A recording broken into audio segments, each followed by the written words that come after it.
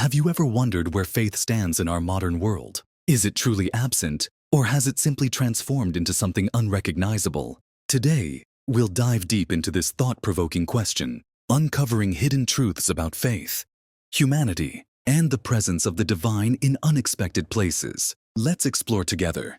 Anonymous Christianity.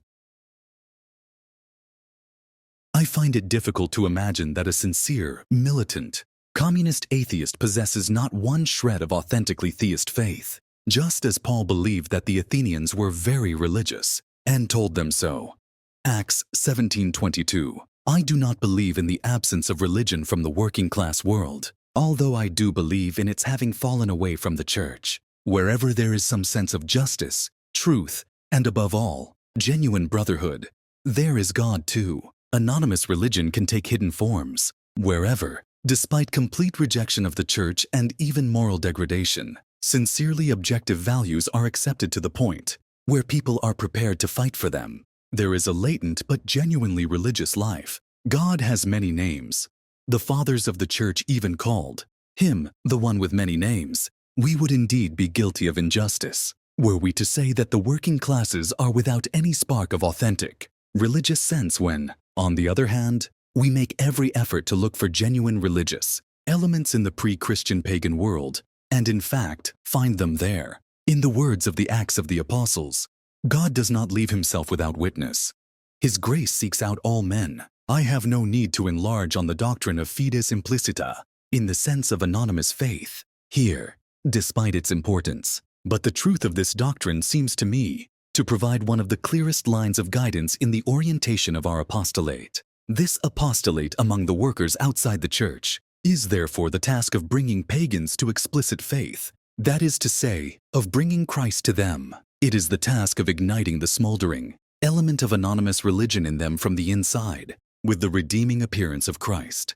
From that point, it is the task of bringing them to the church and her sacraments, that they may know, in the biblical sense, thee the only true God, and Jesus Christ whom thou hast sent. John 17:3. Christ and his church, the visible appearances of God's saving love, are not known. That is why these people's hidden faith in God is so hesitant, anonymous, degenerate, and fragmentary. Only Christ can do away with the anonymity of God.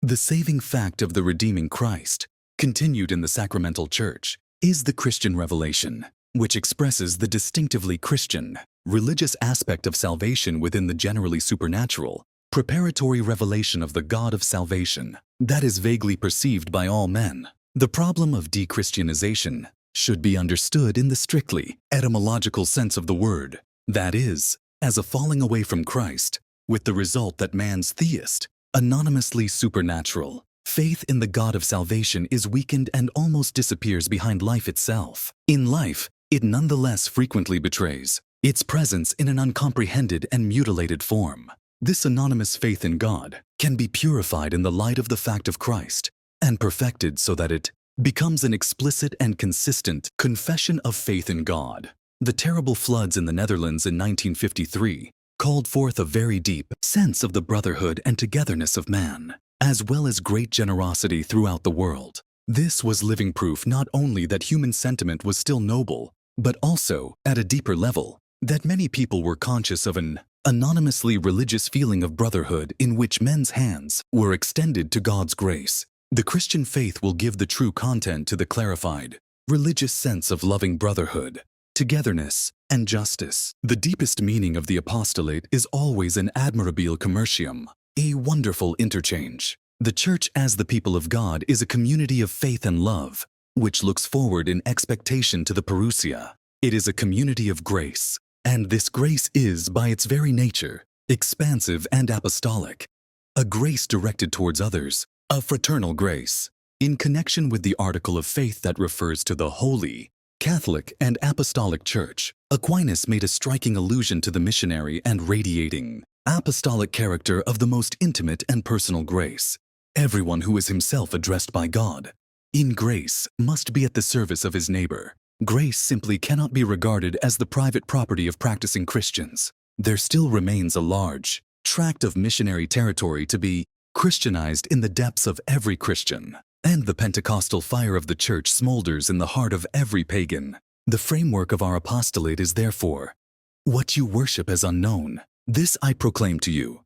Acts 17:23. I believe that this also applies even to the lowest levels of the working class, and that this can constitute the greatest testimony of the apostolic presence of a worker priest in a working class environment outside the church. In other words, the anonymity of the workers' latent faith in God can be made open and explicit by the priests explicitly living in such a way that love and the sense of justice and truth lose their anonymity in the visible figure of a Christian who embodies this love, justice, and truth. It also means that this active presence of the priest only establishes the first contact, and that his work of showing the religious sense of love must be supplemented by the work of another priest, who does not do manual work but gives an explicit Christian content and meaning to the visible anonymity. Just as Christ was the visible appearance of God's invisible love, so too is the sacramental church, the visible appearance of this inward community of grace. This visible church, the exteriorization by means of which the interior life of grace is at the same time constituted into deeper interiority, contains two functional apostolic activities, the priestly or hierarchical activity and the characteristically lay activity, both as the visible sign of the apostolic impulse of the Church's inner life of grace. In other words, the Church's apostolate has two aspects. On the one hand, the interior effect of the grace of the Holy Spirit, and, on the other, the two exterior functions of this interior effect of grace, the priestly hierarchy and the laity. The priest and the baptized layman are therefore the two essential functions of the Church, which make the supernatural presence visible in this world, the sign set up for the people. The different apostolic functions of the priest and the layman are one and the same in that they both essentially establish contact between holiness and sin. God's becoming man, the presence on earth of the God-man Christ, was essentially an entry into a sinful, weak world. God, love, made contact with sin. Christ died from that contact. But this was the great apostolic mystery of the redemption. Unholiness apparently triumphed in contact with holiness. But in reality, the very opposite took place, for through death he destroyed death. This encounter between holiness and sin resulted in the defeat of sin, and in redemption and sanctification, deification and transformation from sin to holiness. Anyone who, though stained with sin, touched in faith the hem of Christ's garment was at once healed. Zacchaeus was a sinner, but redemption entered his house and his heart together with Christ, the Holy One. The Holy Catholic Church is the same in her holy and sanctifying, lay and hierarchical functions. The Church comes into contact with sin. That is her vocation. But this contact is also, for anyone who comes forward to meet the Church in faith, healing, sanctifying, and redeeming. Contact alone with the Church should be a grace for men. It is on this that we base the whole apostolate of the visible Church with her two functional apostolic activities, the priestly activity and the lay activity, both of which must be fundamentally an active presence of the community of grace of the Church on earth.